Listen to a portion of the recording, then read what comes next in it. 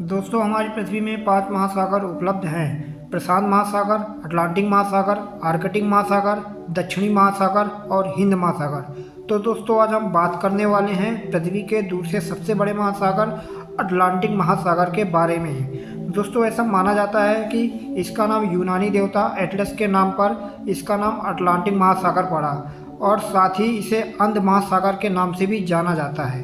दोस्तों यदि हम बात करें अपने पृथ्वी के बारे में तो पृथ्वी का बहुत सारा भाग एक महासागर से जुड़ा हुआ है। दोस्तों यदि हम पृथ्वी से तालाब, नदी, झीलें और समुंदर इन चीज़ों को हटा दें तो पृथ्वी का संपूर्ण जलाशय आपस में जुड़ा हुआ दिखेगा, जिसे हम महासागर कहते हैं। तो दोस्तों क्या आपको पता है कि हम धरती के 1/3 भाग में रहते हैं। इस 1/3 भाग में मिट्टी, पहाड़ और पेड़ पौधे उपलब्ध हैं और पृथ्वी के बाकी हिस्से में पानी ही पानी उपलब्ध है, जिन्हें हम महासागर कहते हैं। दोस्तों हमारे ब्रह्मांड के सौर मंडल में पृथ्वी एक ऐसा मात्र ग्रह है जिसमें पानियों का महासागर उपलब्ध है। तो दोस्तों क्या आपको पता है हमारे पृथ्वी में पानी कितना उपलब्ध है? तो इस बात का अंदाज़ा आप कुछ इस प्रकार लगा सकते हैं कि पृथ्वी का महासागर और सागरों का क्षेत्रफल कुल 3.66 मिलियन स्क्वायर किलोमीटर है, जो कि मंगल ग्रह की तुलना में 2 गुना है और हमारे ग्रह की तुलना में 9 गुना है। इस संपूर्ण महासागर को हम इंसानों ने 5 नामों में बांटा है, जिनका नाम मैंने आपको वीडियो के शुरू में ही बताया है। तो नमस्कार दोस्तों, आप सबका फिर से स्वागत है हमारे YouTube channel noble and science पर। तो दोस्तों हम बात करते हैं पृथ्वी के दूसरे सबसे बड़े महासागर अटलांटिक महासागर के बारे में। यह महासागर जुरासिक पीरियड के दौरान ही निर्मित हुआ था। दोस्तों यह माना जाता है कि इस महासागर में बहुत ही दुर्घटनाएं होती हैं और भूकंप भी आते हैं, इसलिए इस महासागर को अंध महासागर के नाम से जाना जाता है। इस महासागर के अंदर 5 महाद्वीप आते हैं: Asia, Europe, North America, South America.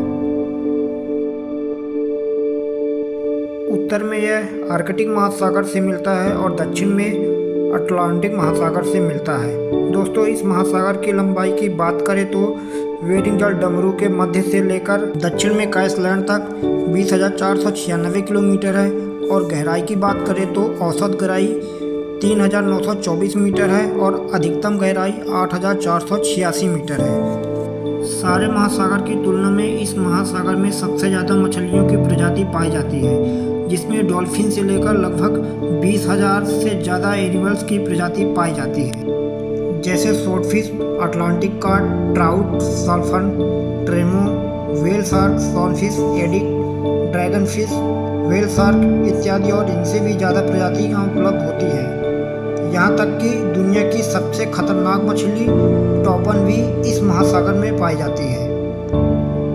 दोस्तों इस महासागर को एक प्यासा महासागर भी कहा जाता है, क्योंकि इस महासागर में दुनिया की कुछ सबसे बड़ी नदियाँ जैसे अमेज़न रिवर, मिसिसिपी, कांगो और नाइजर जैसी कुछ नदियों को अपने अंदर ही समा लेती है। यही वजह है कि इस महासागर को प्यासा महासागर कहा जाता है। साथ ही दोस्तों इस महासागर में सबसे ज़्यादा ज्वार आती है, अर्थात ज्वार की टाइम पर लगभग 50 मीटर की ऊंचाई तक लहरें उठती हैं। साथ ही दोस्तों आपके जानकारी के लिए यह भी बता दूं, पश्चिमी उत्तरी अटलांटिक महासागर में एक ऐसी जगह है जहां बड़े बड़े आइसबर्ग अर्थात बर्फ़ की चट्टानें उपस्थित हैं। दोस्तों 15 अप्रैल 1912 को सबसे बड़ा जहाज़ आरएनएस टाइटन इसी हिस्से में एक विशाल बर्फ से टकराकर घटनाग्रस्त होकर इसी महासागर में डूब गया था। वैसे ही अटलांटिक महासागर में एक ऐसी रहस्यमयी और अद्भुत जगह है जिसका नाम बरमूडा ट्रायंगल है। यह उत्तरी महासागर के क्षेत्र में स्थित है। इस विशाल जगह के नज़दीक आने वाले जहाज और हवाई जहाज ऑटोमेटिकली समुद्र में विलीन हो जाते हैं। न जाने यह कितने जहाज़ों को अपने अंदर निगल गया होगा। इस महासागर के किनारे कुछ बड़े शहर स्थित है, जैसे यूएसए का मालदीव, ब्राज़ील का साओ पाउलो, साउथ अफ्रीका का केप टाउन, यूके का लंदन और आइसलैंड का रिक्विजिक जैसे बड़े शहर स्थित हैं। तो दोस्तों आज के लिए बस इतना ही। आपको ये वीडियो अच्छी लगी हो तो लाइक करें, कमेंट करें और यदि आप चैनल में नए हो तो हमारे चैनल को सब्सक्राइब करें।